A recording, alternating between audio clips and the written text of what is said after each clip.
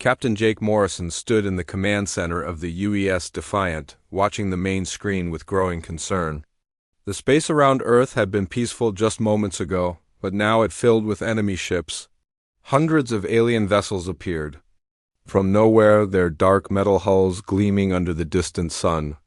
Each ship was 3 times larger than any human vessel. Armed with weapons that could destroy entire cities, Jake had been commanding the Defiant for 2 years, but he had never seen anything like this. The alien fleet moved with perfect coordination, forming a wall of ships that blocked every escape route from Earth. Their formation was flawless, showing years of military experience that humanity simply did not possess. "Captain, we're receiving a transmission from Luna Base," reported Commander Ryan Phillips, his voice tight with tension. Ryan was Jake's oldest friend and most trusted officer. They had served together since the academy, and Jake could hear the worry in his voice. "Put Admiral Carter through," Jake ordered, keeping his own voice steady for the sake of his crew. The bridge fell silent as everyone waited to hear what their commanding officer had to say. Admiral Lisa Carter's face appeared on the screen, her gray hair pulled back in a tight bun and her expression grim. She had been Earth's top military commander for 5 years, ever since the first reports of alien aggression reached human space. Behind her, Jake could see the busy command center on Luna Base, filled with officers working frantically at their stations. "All ships, this is Admiral Carter. The enemy fleet has sent us a message. They call themselves the Zephyrian Empire, and they want us to surrender immediately." Her voice carried the weight of command, but Jake could detect the underlying stress. "They've given us 48 hours to make our decision." Dr. Amanda Walsh looked up from her science station, her blonde hair falling across her face as she studied the data streaming across her screen. Amanda was the ship's chief science officer and one of the smartest people Jake had ever met. She had been analyzing the alien transmission since it arrived. "Captain, I've been studying their message.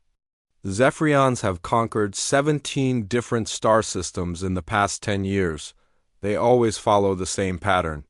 Amanda's voice was calm, but her hands shook slightly as she spoke.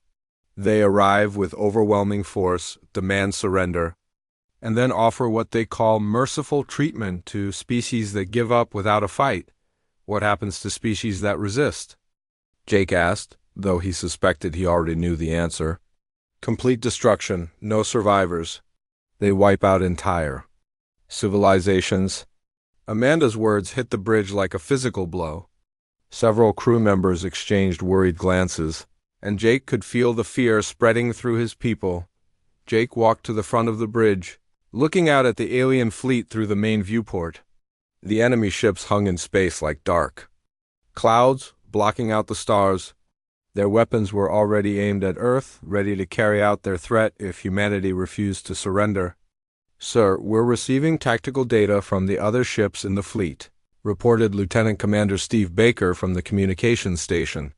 Steve was young but reliable, and he had been coordinating with the other human vessels since the aliens arrived. "Every ship is reporting the same thing. We're outnumbered 10 to 1, Jake nodded grimly. The Sol Defense Force had 30 ships, the largest fleet humanity had ever assembled. But the Zephyrians had brought 300 vessels, each one more powerful than anything in human space. In a direct fight, humanity would be destroyed in minutes. "Captain, there's something else," Amanda said, her voice dropping to almost a whisper. "The Zephyrians aren't just asking for surrender. They want us to become part of their empire. They'll take our people as slaves and use our worlds as resources for their war machine." The bridge fell silent as everyone absorbed this information. Jake felt the weight of responsibility settling on his shoulders. The fate of humanity rested in the hands of people like him, and he wasn't sure they were ready for this challenge. "What do we know about their military capabilities?" Jake asked, turning to Ryan. Ryan consulted his tactical display, his face pale in the blue glow of the screen. "Their ships are heavily armed and well shielded. They use energy weapons that can punch through our armor like paper. Their technology is at least 50 years ahead of ours. Any weaknesses?" "None that we can detect." They've been doing this for a long time, Captain. They know how to crush resistance before it can form. Jake walked back to his command chair, his mind racing. Every military academy in human space had studied the theoretical problem of facing a superior enemy force. The textbooks all said the same thing, against overwhelming odds. The only options were surrender or annihilation, but Jake remembered something his first commander had told him years ago. Admiral Stone had said that sometimes the best strategy was to make the enemy think they understood you while keeping your real capabilities hidden. The Zephyrians expected humanity to follow the same pattern as every other species they had conquered. "Sir, we're receiving another transmission from the Zephyrian fleet," Steve reported. "Put it through." A new voice filled the bridge, speaking in perfect English but with a cold, mechanical tone. "Humans of Earth, this is War Prince Veltar of the Zephyrian Empire. You have 47 hours and 36 minutes to announce your surrender. If you comply, your species will be integrated into our empire with minimal casualties. If you resist, your world will be reduced to ash and your people will be forgotten." The transmission ended, leaving the bridge in heavy silence. Jake could see the fear in his crew's eyes, but he also saw something else: determination. These people had joined the military to protect their families and their world, and they weren't going to give up without a fight. "Commander Phillips?" "Get me a secure channel to all ship captains," Jake ordered. "Dr. Walsh, I need you to analyze everything we know about Zephyrian tactics. Steve, coordinate with Luna Base and make sure our families know we're thinking of them." As his crew carried out their orders, Jake stared at the alien fleet on the main screen. The Zephyrians thought they understood humanity. They expected either immediate surrender or desperate, chaotic resistance. They had conquered 17 civilizations using the same tactics, and they saw no reason why humans would be any different, but humanity had been preparing for this moment for 5 years. Ever since the first reports of Zephyrian expansion reached Earth, every government had worked together to build defenses. General Marcus Stone had transformed human military capabilities in ways the galaxy had never seen. The Zephyrians were about to learn that humanity had a third option, one that would change the course of galactic history forever. War Prince Veltar stood on the bridge of his flagship, watching the blue planet Earth through the massive viewport. His golden armor gleamed under the ship's lights, and his 4 arms moved with practiced ease as he reviewed the tactical displays. In 10 years of conquest, he had never seen a more beautiful world, and soon it would belong to the Zephyrian Empire. The humans had surprised him by requesting a meeting. Most species either surrendered immediately or launched hopeless attacks within hours of his arrival. But these creatures wanted to negotiate, which showed they possessed some intelligence despite their primitive technology. "War Prince, the human delegation has arrived," reported his second-in-command, a scarred veteran named Crickstal. They came in a small shuttle as requested, with only 3 representatives. Veltar nodded approvingly. The humans were following proper protocol, showing respect for Zephyrian superiority. Their message had been polite and formal, asking for terms of surrender that would preserve their cultural sites and protect their civilians. It was exactly what he expected from a species that understood their hopeless position. "Bring them to the negotiation chamber. Make sure they understand they are speaking to the rightful ruler of their star system." The human delegation was led by a woman who introduced herself as Colonel Beth Harrison. She was tall and serious, with short brown hair and steady eyes that met Veltar's gaze without flinching. Her 2 companions were introduced as Kevin Turner, a diplomatic attaché, and Carl Mitchell, a security chief. "War Prince Veltar," Colonel Harrison began, her voice calm and respectful. "We come seeking terms that will prevent unnecessary bloodshed. Our government has authorized us to discuss the conditions of Earth's integration into your empire." Veltar was pleased by her tone. The colonel understood the reality of her situation and wasn't wasting time with pointless defiance. She carried several data tablets containing information about Earth's population, resources, and military capabilities. Everything appeared to be in order. Your species shows wisdom in accepting the inevitable, Veltar replied, settling into his throne. The Zephyrian Empire values cooperation over destruction. Tell me what you propose. Kevin Turner stepped forward, consulting his tablet as he spoke. We ask only that our historical sites be preserved and that our military personnel be treated according to galactic conventions. We can provide detailed maps of all our defensive installations and troop locations. The negotiations continued for hours, with the humans presenting comprehensive data about their civilization. They showed population centers, resource locations, and military assets with complete openness. Veltar's advisors confirmed that human ships remained in defensive positions around Earth, making no aggressive moves. What the War Prince didn't know was that Colonel Harrison's shuttle had deployed something invisible as it approached his flagship. Microscopic devices, smaller than dust particles, had been released into the Zephyrian ship's ventilation system. These nanoprobes were Dr. Patricia Lee's greatest achievement. Invisible to all known sensors and capable of mapping every system aboard the enemy vessel, aboard the UES Defiant, Chief Engineer Tony Rodriguez monitored the data stream from these tiny spies.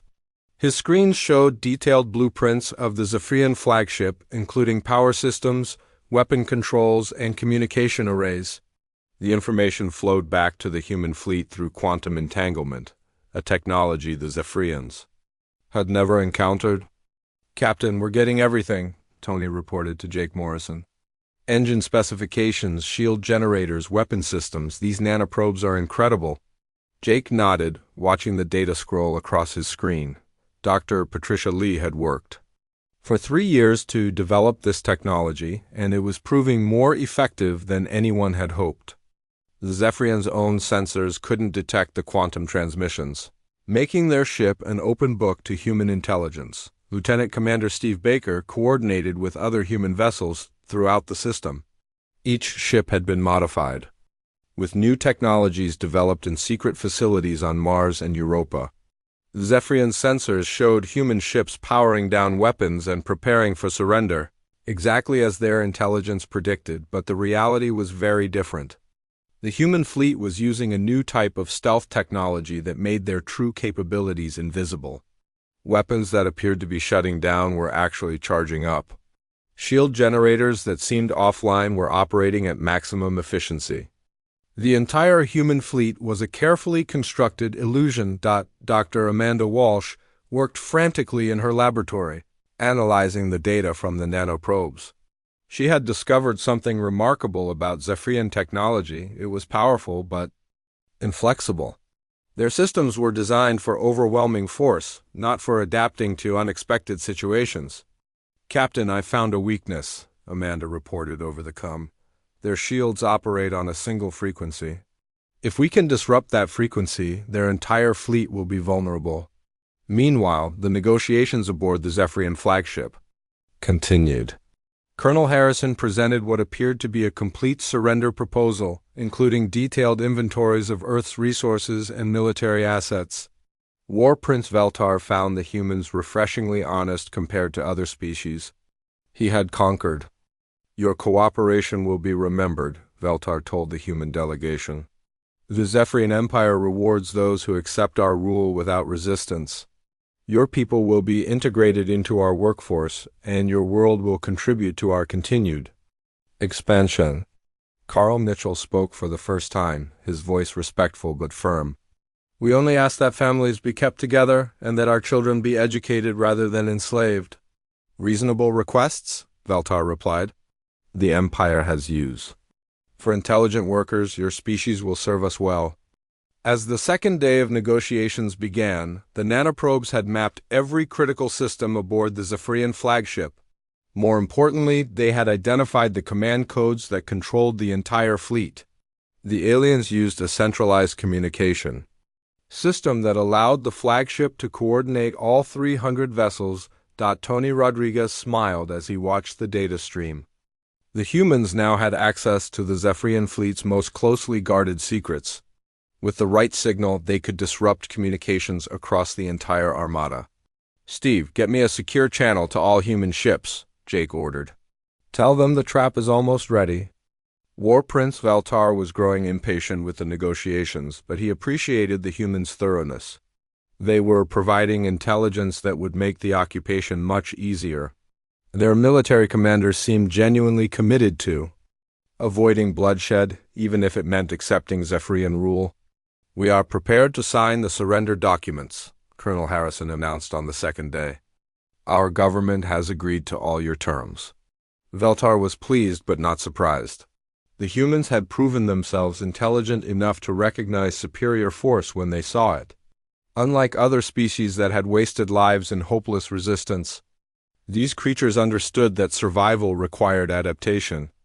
"Excellent, your species will serve the Empire well." Veltar gestured to his communications officer. "Signal the fleet to move into occupation positions. The humans have agreed to our terms." As the massive Zephyrian fleet began to spread out around Earth and its colonies, the aliens believed they were claiming another easy victory. Their ships moved into low orbit, preparing to begin the integration process that had worked successfully on 17 other worlds. None of them suspected that they were walking into the most sophisticated trap in galactic history. The humans had spent 2 days gathering intelligence, planting invisible spies, and preparing for a battle that would change the balance of power in the galaxy forever. Colonel Harrison signed the surrender documents with a steady hand, knowing that her signature would be the signal for humanity's greatest gamble to begin. War Prince Veltar felt satisfied as he watched his fleet move into position around Earth. The humans had signed their surrender documents just as he expected. 300 Zephyrian warships now surrounded the human homeworld, ready to begin the occupation that would add another species to the Empire. "All ships report ready for occupation deployment," announced Commander Crickstall. "The humans are maintaining their positions and have powered down all weapons as agreed." Veltar nodded approvingly. The negotiation had gone exactly as planned. Colonel Harrison and her team had been cooperative and intelligent, providing detailed information about human military assets and population centers. Unlike other species that had resisted with desperate fury, these humans understood that survival meant accepting Zephyrian rule on Luna Base. Admiral Lisa Carter watched the enemy fleet spread out across her tactical display. The Zephyrians were following their standard occupation protocol, just as human intelligence had predicted. Their ships moved to cover Earth's major cities, the Mars colonies, and the outer settlements. They believed they were positioning themselves to control humanity's most important locations. "All human ships, this is Admiral Carter," she spoke into her communicator. "The enemy fleet is in position. Execute Operation Resolve on my mark." Hidden on the far side of Luna, massive installations that had been disguised as mining facilities began to power up. General Marcus Stone had spent 3 years building these secret weapons, using technology that the Zephyrians had never encountered. The enemy's sensors showed only civilian structures, but the reality was very different. Captain Jake Morrison stood on the bridge of the UES Defiant, watching the countdown timer on his main screen. 47 hours ago, humanity had seemed doomed. Now they were about to launch the most coordinated military operation in their history. "Tony, are the quantum disruptors ready?" Jake asked his chief engineer. "All systems green, Captain," Tony Rodriguez replied from his station. "Doctor, Lee's quantum field generators are online and standing by. The nanoprobes are in position throughout the enemy fleet." Dr. Amanda Walsh looked up from her science station, her face tense with concentration. "Captain, I've confirmed the shield frequency disruption pattern. Once we activate the quantum field, their entire fleet will be defenseless." Jake nodded. Grimly, the plan was complex and dangerous, requiring perfect timing across dozens of human ships. But they had spent years preparing for this moment, and every officer knew their role. War Prince Veltar received the signed surrender documents from Colonel Harrison with ceremony. The human delegation stood respectfully before his throne as he reviewed the terms one final time. Everything was in order, and the humans had agreed to complete integration into the Zephyrian Empire. "Your species has chosen wisely," Veltar declared. "The Empire will remember your cooperation." Colonel Harrison nodded formally. We understand our position, War Prince. Our people will serve the Empire as you see fit. As she spoke these words, Admiral Carter's voice echoed across every human ship in the system. All vessels, mark. Execute Operation Resolve now. The trap that humanity had spent 2 days preparing suddenly sprang into action. Every human ship in the system activated systems that the Zephyrians had never seen before. Dr. Walsh's quantum disruption fields went online instantly, sending invisible waves of energy through space that targeted the specific frequency of Zephyrian shields.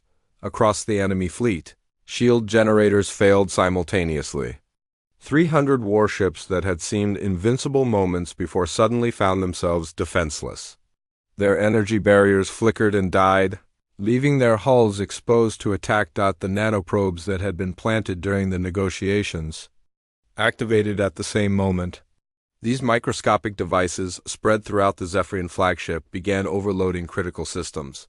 Power conduits exploded, communication arrays went offline, and navigation computers crashed. War Prince Veltar felt his flagship shake as explosions rocked the ship. Emergency lights bathed the bridge in red as his officers scrambled to understand what was happening. The humans who had been standing respectfully before his throne moments before were now speaking urgently into hidden communicators. What is happening? Veltar demanded, his forearms reaching for weapons that were no longer there. Sir, all systems are failing, reported Commander Crystal.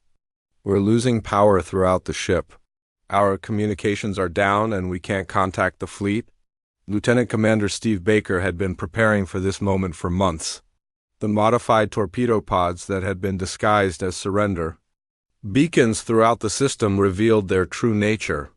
These weren't peaceful signals but the galaxy's first phase shift weapons, designed to materialize inside enemy ships and detonate from within. Zephyrian vessels throughout the system began exploding from the inside out. Their thick armor and powerful weapons meant nothing against attacks that bypassed all defenses. Ship after ship erupted in brilliant flashes of light as the phase shift torpedoes found their targets. General Stone's ground-based installations, hidden beneath what the Zephyrians believed were civilian structures, opened fire with weapons that defied understanding. Particle beam cannons that could punch through a mile of solid steel targeted the now defenseless alien ships in Earth's orbit. The battle lasted less than 30 minutes. The most powerful fleet in known space was reduced to floating debris and crippled hulks. Enemy ships that tried to escape found their engines disabled by the quantum disruption field. Those that attempted to return fire discovered their weapons offline and their targeting systems crashed. Captain Morrison watched the tactical display as enemy contact after enemy contact winked out of existence. The Zephyrian fleet that had seemed invincible was being systematically destroyed by weapons and tactics they couldn't understand or counter. Sir, we're reading massive explosions throughout the enemy fleet, reported Ryan Phillips. Their formation is completely broken. Most of their ships are either destroyed or disabled. Dr. Walsh monitored the quantum field generators, making sure the disruption pattern remained stable. Captain, their technology is completely incompatible with our quantum systems. They have no way to adapt or counter our attacks. On the Zephyrian flagship, War Prince Veltar stared at his tactical display in disbelief. His 300 ships had been reduced to fewer than 50 operational vessels, and those were trapped in Earth's gravity well with no way to escape. Impossible, he whispered. How can a primitive species possess such weapons? Colonel Harrison stepped forward, her respectful demeanor replaced by cold determination. War Prince, you made the same mistake that cost you your fleet. You assumed that because we wanted to avoid bloodshed, we were weak. You confused our mercy for weakness. The few surviving Zephyrian ships attempted to retreat, but human pursuit vessels were already in position. Captain Morrison had anticipated every possible escape route, and his fleet had been waiting for this moment. All human ships, this is Admiral Carter, came the voice over the communications system. Do not let any enemy vessel escape. The galaxy needs to know that the age of Zephyrian terror is over. The remaining alien ships were hunted down methodically. Their crews, trained to terrorize helpless civilians, found themselves facing opponents who had turned their own tactics against them. The hunters had become the hunted, and they possessed neither the technology nor the will to fight back effectively. As the last Zephyrian ship was disabled, an eerie silence fell over the battlefield. The space around Earth, which had been filled with the most powerful fleet in the galaxy, was now littered with debris and the hulks of destroyed vessels. War Prince Veltar found himself a prisoner on his own flagship, facing the humans he had expected to enslave.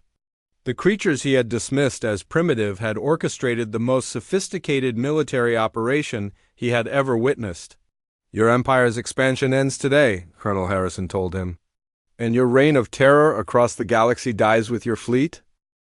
War Prince Veltar sat in what had once been his throne room, now stripped of its golden decorations and guarded by human soldiers. His forearms were bound with energy restraints that prevented him from moving, and his proud armor had been replaced with simple prisoner clothing. The mighty ruler of the Zephyrian fleet was now just another captive. Captain Jake Morrison entered the room with slow, measured steps. He wore his standard military uniform, clean and pressed, showing none of the excitement that might be expected after such a victory. His face was calm but serious as he approached the fallen war prince. "You wanted to discuss terms of surrender," Jake said, his voice steady and professional. "Now we will discuss terms, but the situation has changed considerably." Veltar looked up at the human captain with confusion and growing fear. In all his years of conquest, he had never been on the receiving end of defeat. He had expected the humans to either execute him immediately or demand tribute, following the same patterns of conquest that the Zephyrians had used against other species. "What do you want from me?" Veltar asked, his voice lacking the authority it had carried just hours before. Commander Ryan Phillips stepped forward, carrying a data tablet filled with information. "We want you to understand exactly what your empire has done and what we're going to do about it." The door opened and Dr. Patricia Lee entered with several other human officers. Her quantum communication technology had made the victory possible, and now she had another purpose. The equipment she carried would allow them to broadcast their message to every corner of the galaxy. "War Prince, you told us that your empire had conquered 17 star systems," Dr. Lee began. "You were wrong. We have complete records of your activities. Your empire has destroyed 43 civilizations and enslaved the populations of 67 others." Veltar's eyes widened in shock. The humans had intelligence that even his own officers didn't possess. How could a primitive species have gathered such detailed information about the Zephyrian Empire? Colonel Beth Harrison entered the room, no longer playing the role of a humble negotiator. She carried herself with the confidence of someone who had just helped execute the most successful military operation in galactic history. "For the past 5 years, we have been gathering intelligence about your empire," she explained. "We have agents on dozens of worlds, communication networks that span the galaxy, and technology that your people never imagined possible, Dr. Amanda." Walsh activated a holographic display that filled the room with images from across the galaxy. Veltar saw worlds that had been turned into slave camps, civilizations that had been wiped from existence, and billions of lives that had been destroyed by Zephyrian conquest. "These are the Altarians," Amanda said, showing an image of a peaceful species that had been known for their art and philosophy. "Your empire destroyed their homeworld 3 years ago because they refused to surrender their cultural artifacts." The next image showed the Kepler system, where an entire star system had been stripped of resources to fuel the Zephyrian war machine. 4 billion people lived here before your empire arrived. Now it's an empty wasteland. Veltar watched in growing horror as the humans displayed the full extent of Zephyrian atrocities. He had always known that the empire was built on conquest, but seeing it laid out so completely made him realize the true scale of what his people had done. "Why are you showing me this?" he asked, though he suspected he already knew the answer. Captain Morrison stepped closer, his expression hardening. Because your empire's reign of terror ends today. We're not just defending Earth, we're liberating every world that lives in fear of Zephyrian attack. Lieutenant Commander Steve Baker began operating the communication equipment, establishing connections across the galaxy. The quantum entanglement network that had helped coordinate the battle was now being used for a different purpose. This is Admiral Lisa Carter of the Human Defense Coalition. Broadcasting to all worlds in the galaxy, came the voice over the communication system. The Zephyrian Empire's fleet has been destroyed. Their expansion has been permanently stopped. Any species that has been enslaved by the Empire is now free to reclaim their independence. Veltar listened to the broadcast with growing disbelief. The humans weren't just claiming victory over his fleet. They were announcing the end of the entire Zephyrian Empire and promising protection to every world that had been conquered. You cannot enforce such a promise, Veltar said desperately. The Empire has thousands of ships spread across the galaxy, military bases on hundreds of worlds. You have defeated one fleet, but you cannot challenge the entire Empire. Dr. Lee smiled coldly. War Prince, you still don't understand what you're dealing with. We haven't just defeated your fleet. We've been preparing for this moment for years. The holographic display changed to show a map of the galaxy with Zephyrian territories marked in red. But even as Veltar watched, many of those red areas began changing to green as human forces revealed themselves across known space. We have been building alliances with every species your empire has threatened, Colonel Harrison explained. The Altarian survivors, the Kepler refugees, the vegan resistance, and dozens of others. They have been waiting for this moment. Commander Phillips activated another display showing human ships emerging from hiding places throughout the galaxy. While you were conquering helpless worlds, we were building a coalition of every species that wanted to see your empire fall. The communication system crackled with reports from across the galaxy. Zephyrian military bases were being attacked by coordinated strikes from human forces and their allies. Supply lines were being cut, and garrison forces were being overwhelmed by populations that had been waiting for the chance to rebel. Your empire was built on fear, Captain Morrison said. You convinced everyone that resistance was hopeless, that the Zephyrian military was invincible. We've proven that wrong, and now every enslaved world knows the truth. Veltar realized with growing horror that the humans had not just defeated his fleet. They had orchestrated the systematic destruction of everything the Zephyrian Empire had built over decades of conquest. The surviving members of your fleet will be treated according to the galactic conventions you ignored when conquering other species, Colonel Harrison continued. You will be given fair trials, medical care, and the opportunity to prove that you can change. But understand this clearly, Captain Morrison added, his voice carrying the weight of absolute authority. The Zephyrian Empire is finished. Any attempt to rebuild it, any act of aggression against any world will be met with the complete destruction of your species. Dr. Walsh deactivated the holographic display, but the images remained burned into Veltar's memory. He had seen the evidence of his empire's crimes, and he had witnessed the scope of humanity's response. We could have destroyed your entire species today, Dr. Lee said quietly. Your own tactics would have justified complete genocide, but we chose a different path. Why? Veltar asked, his voice barely a whisper. Because we're not like you, Captain Morrison replied. We don't conquer for the sake of conquest. We don't enslave the innocent. We protect those who cannot protect themselves, and we show mercy to those who deserve it. The War Prince sat in stunned silence as the full reality of his situation became clear. The humans had not just defeated the Zephyrian Empire. They had replaced it with something entirely different, a galactic protector that combined overwhelming military power with moral principles.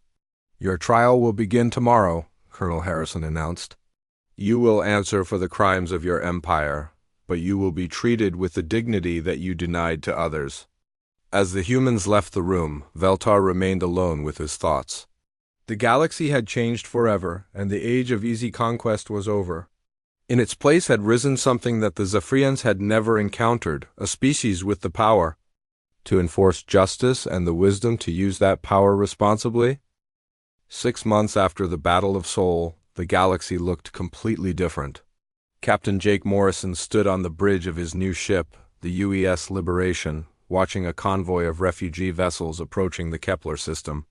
These were Altarian, survivors returning to rebuild their destroyed homeworld, protected by human escort ships and carrying supplies, donated by dozens of allied species. The Liberation was twice the size of the old Defiant, equipped with the latest defensive technologies, and designed for long-range missions. Jake's new role took him to the farthest reaches of known space, helping newly freed worlds establish their own governments and deterring any remaining threats to galactic peace. "Captain, we're receiving a transmission from the surface," reported Lieutenant Sarah Kim from the communications station. Sarah had replaced Steve Baker, who was now commanding his own ship in the growing human fleet.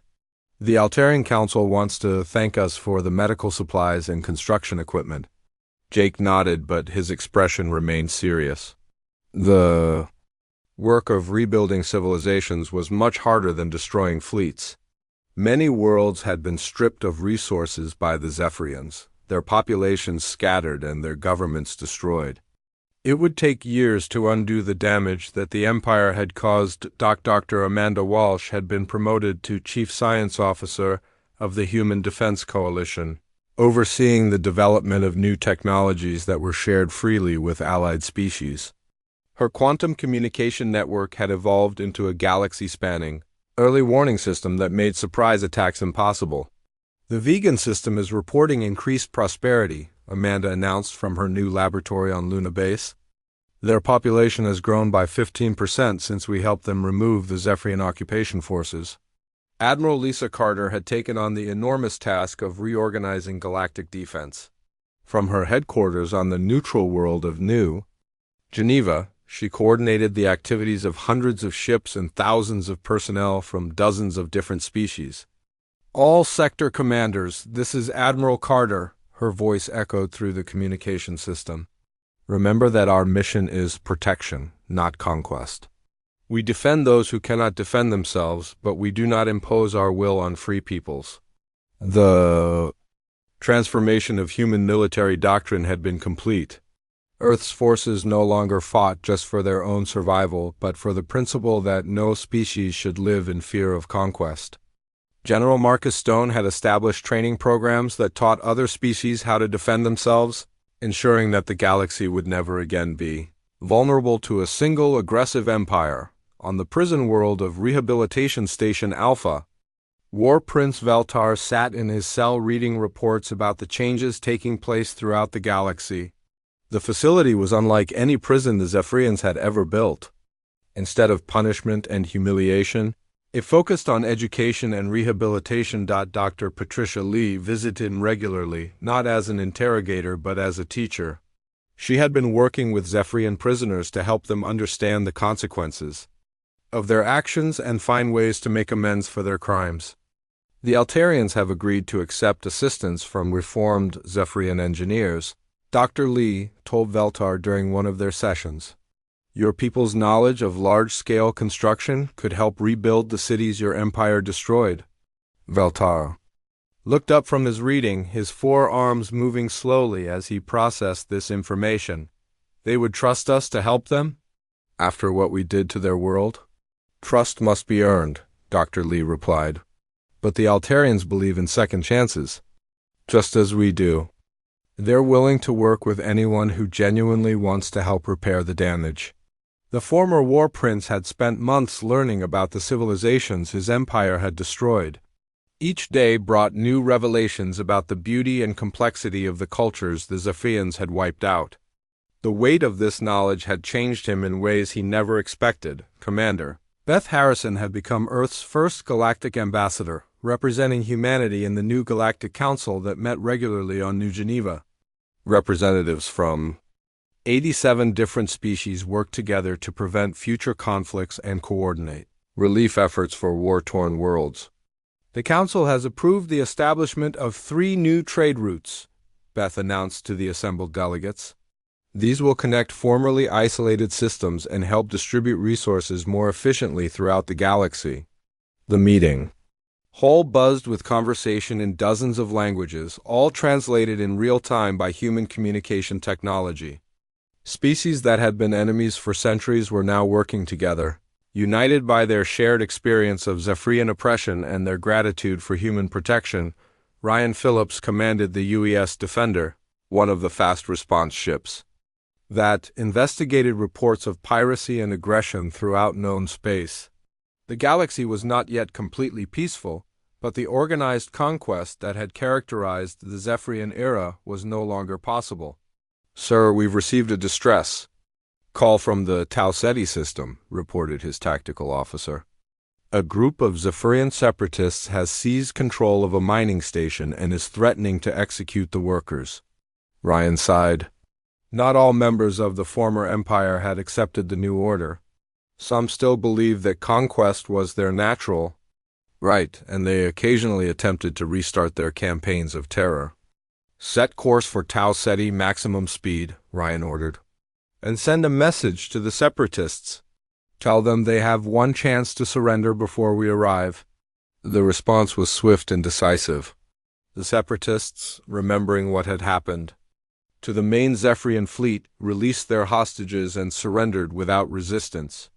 They were taken to rehabilitation facilities, where they would learn about the consequences of their actions. Tony Rodriguez had been promoted to Chief of Engineering for the entire Human Defense Coalition. His job was to maintain the technological edge that allowed humanity to protect so many worlds with relatively few ships. "The new shield generators are ready for deployment," Tony reported to Admiral Carter. "They'll provide protection for any world that requests it, powered by our quantum energy network." The technology that had defeated the Zephyrians was now being used to protect the innocent. Planets that had lived in fear for generations could now defend themselves against any aggressor. Dr. Amanda Walsh addressed the Galactic Council about humanity's latest breakthrough. "We've developed a new form of faster-than-light communication that will allow instant coordination between all allied worlds. No empire will ever again be able to conquer isolated systems." The assembled delegates applauded this announcement.